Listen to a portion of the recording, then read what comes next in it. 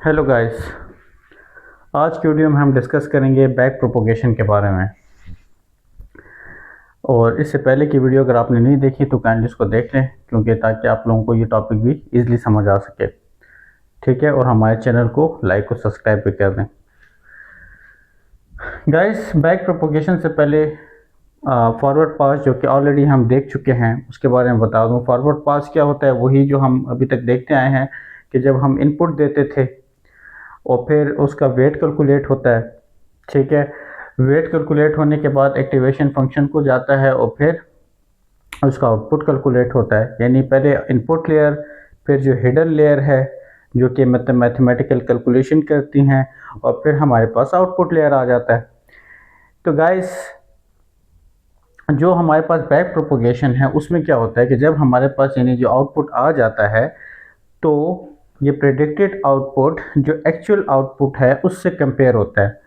Let's suppose कि हम एक डिजीज़ है, कोई भी बीमारी, वो प्रेडिक्ट करना चाह रहे हैं किसी मशीन लर्निंग या डीप लर्निंग, डीप लर्निंग हम पढ़ रहे हैं तो डीप लर्निंग के क्लासिफायर से, एल्गोरिदम से। तो हम देखते हैं कि हमारा जो एल्गोरिदम है उसने कितना सही प्रेडिक्ट किया है। अगर फॉर एग्जांपल कोविड-19 जो है वो पॉजिटिव है तो क्या हमारा जो एल्गोरिदम है उसने भी उस इनपुट को प्रेडिक्ट सही किया है, पॉजिटिव आया है।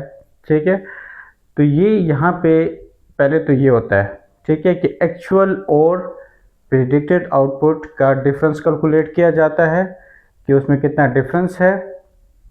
और अगर डिफरेंस ज़्यादा हो या जितना भी डिफरेंस हो तो उसके बाद क्या होता है कि फिर वो वापस जाता है हिडन लेयर के पास, यानी आउटपुट लेयर से बैक हिडन लेयर की तरफ, वापस हिडन लेयर की तरफ जाता है। और क्या होता है कि नेक्स्ट टाइम वो क्या करता है कि अपने वेट्स को थोड़ा सा चेंज कर देता है, एडजस्ट करता है, ताकि मैं आउटपुट जो अब मैं अगली दफ़ा लाऊं तो वो ठीक आए, चाहिए आउटपुट सही प्रेडिक्ट करूं फिर। तो यहाँ पे ये काम होता है, ये सारी कहानी है यहाँ पे बैक प्रोपोगेशन की। मतलब कि आउटपुट लेयर से वो वापस जाता है हिडन लेयर की तरफ और अपने जो वेट्स है उसको चेंज करता है। तो गाइस, अब मैंने ये डायग्राम भी बनाया है। ठीक है, ये तो वही वाला डायग्राम जो अभी तक हम देखते आए हैं। ठीक है, ये मैंने फॉरवर्ड पास के लिए आप लोगों को दोबारा से समझा दिया। फॉरवर्ड पास वही है जो अभी तक हम देखते हैं, वही जो हमारे पास पहले इनपुट और जो वेट्स हैं आपस में वो मल्टीप्लाई और ऐड होते हैं, x1 w1 plus x2 w2 plus x3 w3 and so on plus Beas. और फिर क्या होता है, वो एक्टिवेशन फंक्शन को जाता है, उससे आउटपुट होता है।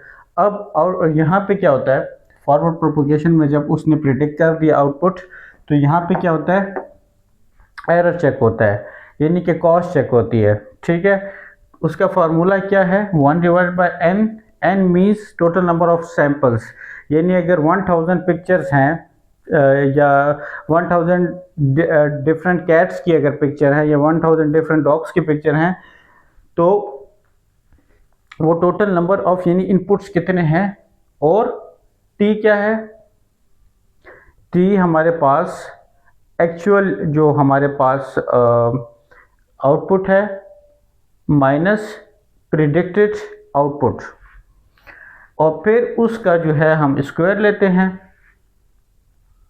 ठीक है, उसका स्क्वायर लेते हैं और फिर क्या होता है, उसका स्क्वायर लेते हैं। फॉर एग्जांपल एक्चुअल हमारे पास जो है वो 1 है और प्रिडिक्टेड हमारे पास, लेट सपोज जो हमारे एल्गोरिथम ने कैलकुलेट किया है वो हमारे पास 0.7 आया है।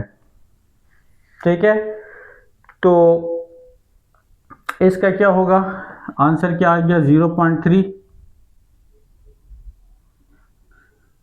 ठीक है, 0.3 और ये स्क्वायर लगा हुआ है, इसका स्क्वायर होगा। तो हमारे पास जो आंसर है वो क्या आ जाएगा, 0.9। ठीक है, इसके बाद फॉर एग्जांपल सैंपल नंबर 2 है, यानी इनपुट नंबर 2 इसने वेट्स चेंज किए, ये क्या करेगा, उसके बाद यानी फॉर एग्जांपल एरर 0.9 आ गया, तो उसके बाद क्या होगा, बैक प्रोपोगेशन, वापस क्या करेगा, हिडन लेयर पे जाएगा, वेट्स चेंज करेगा और फिर से एक्टिवेशन फंक्शन को जाएगा और फिर आउटपुट हमारा कैलकुलेट होगा। लेट सपोज इस टाइम हमारा एक्चुअल फिर से फॉर एग्जांपल 1 था और आउट जो प्रिडिक्टेड हम कर देते हैं फॉर एग्जांपल 0.8 और इसका स्क्वायर लेते हैं, तो हमारे पास क्या आ गया, 0.2 का स्क्वायर क्या है, 0.4।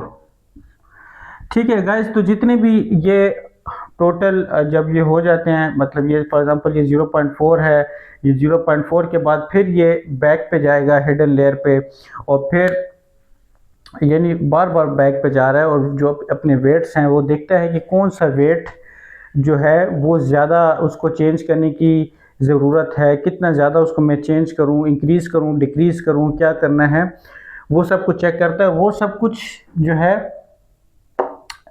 वो बैक प्रोपोगेशन के बाद जो कहानी है वो आपको मैं नेक्स्ट वीडियो में बताऊंगा। वो ग्रेडियंट कैलकुलेशन से होता है कि किस तरह से हम ये चेक करते हैं कि कौन से वेट को चेंज करना है और कितना करना है, वो सारा हम नेक्स्ट वीडियो में देखेंगे। आज की वीडियो में सिर्फ मैं आप लोगों को बैक प्रोपोगेशन के बारे में समझाना चाह रहा हूँ।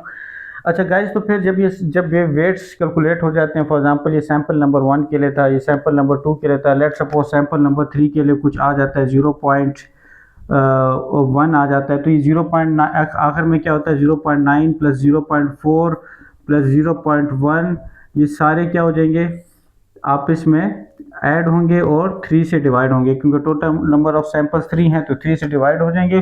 तो आपके पास जो रिजल्ट आएगा वो क्या है, एवरेज मीन। ठीक है, मतलब एवरेज एरर इतना आ रहा है, वो भी ये कैलकुलेट करते हैं इससे हम लोग। एक तो हर उसके लिए हम देख रहे हैं कि एक्चुअल माइनस प्रेडिक्टेड और होल स्क्वायर, ये तो हर लाइन के लिए हम हर इनपुट सैंपल के लिए देख रहे हैं। और फिर टोटल करने के लिए भी उसको हम टोटल उसको ऐड करके टोटल से हम डिवाइड करते हैं, मतलब उसकी एवरेज एरर जो है वो हम चेक करते हैं। ठीक है, तो गाइस जब ये सारा बैक प्रोपोगेशन हो जाता है, फिर इसके बाद हम यानी ये जो एक दफ़ा बैक प्रोपोगेशन होती है वो देखता है, बैक पे जब जाता है एरर आता है और जो बैक पे जाता है वेट चेंज करने के लिए, तो वेट जो अपडेट करता है और फिर उसके बाद बेटर उससे थोड़ी सी प्रेडिक्शन हमारी बेटर हो जाती है। तो वो जो वेट अपडेट की कहानी हम इंशाल्लाह नेक्स्ट वीडियो में देखेंगे। गाइस आप लोगों को वीडियो पसंद आई हो तो काइंडली उसको लाइक और सब्सक्राइब कर दें। थैंक यू सो मच, अल्लाह हाफिज़।